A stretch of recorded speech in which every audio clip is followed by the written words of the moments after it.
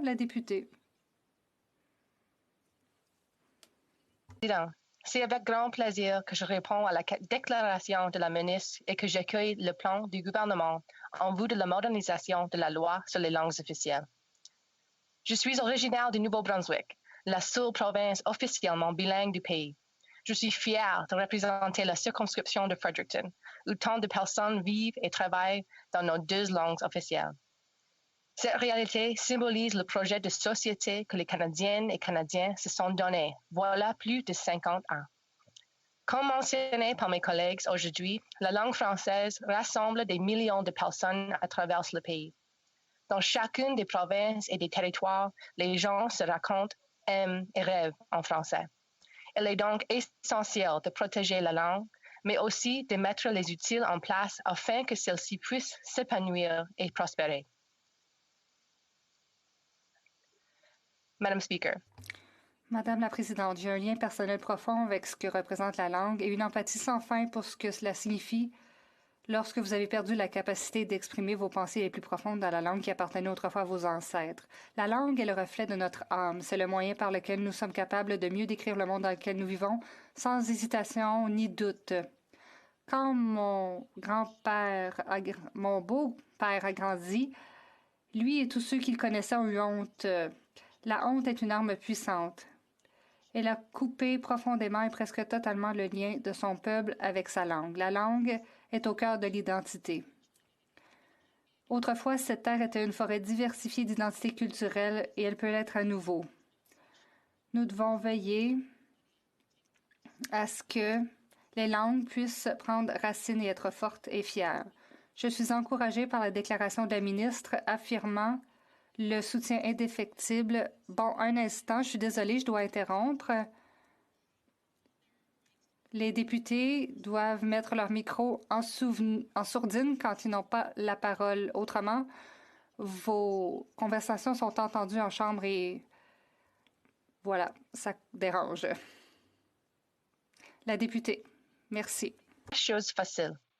Mais cela nous ouvre les portes d'un monde rempli de possibilités et d'aventures.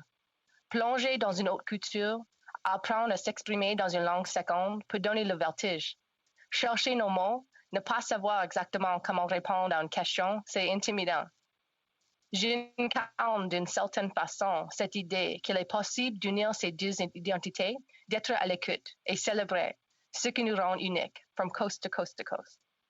C'est cependant uniquement en nous donnant véritablement les moyens de nous approprier cette réalité unique de notre pays que collectivement nous allons pouvoir affirmer que nos deux langues officielles auront enfin atteint une réelle égalité. On peut oublier ce que représentent véritablement, au-delà du « hello, bonjour », les droits linguistiques.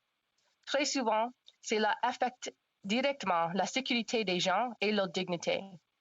En cette période de pandémie où notre anxiété est exacerbée, le fait de pouvoir s'exprimer dans notre langue et de recevoir un service dans celle-ci est essentiel afin d'assurer le bien-être de tous. Que ce soit les personnes qui traversent la frontière nationale afin qu'elles comprennent les directives d'isolation, ou lorsque des personnes âgées unilingues francophones de ma propre province n'ont pas pu recevoir de services dans leur langue dans le foyer de soins pendant une éclosion du COVID, ce qui a aggravé leur détresse. Le fait d'accéder à l'éducation et aux ressources qui sont nécessaires au cheminement scolaire en français représente également un éternel combat des minorités francophones dont le fardeau est porté par des générations de Charlottetown à Victoria.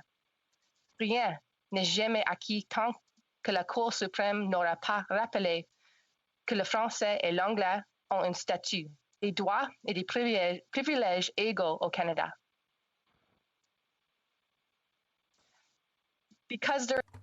Parce qu'il y a une différence entre avoir un droit et faire respecter un droit, il est également crucial de s'assurer que l'organisme de réglementation dispose des outils appropriés pour renforcer la loi.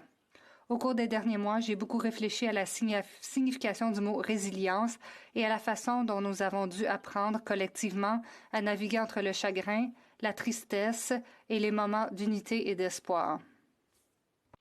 L'union fait la force. Le slogan de l'Acadie est représentatif de ce qui nous permettra de prospérer suivant la pandémie et plus importante encore, de ce qui permettra à nos communautés et nos familles de rester dynamiques.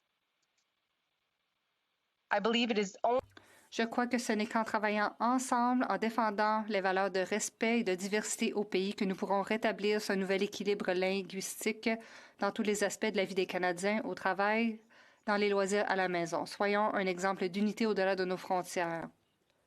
par la ministre marque le tournant d'une page vers un nouveau chapitre attendu depuis longtemps. Will Ewin, merci. Thank you.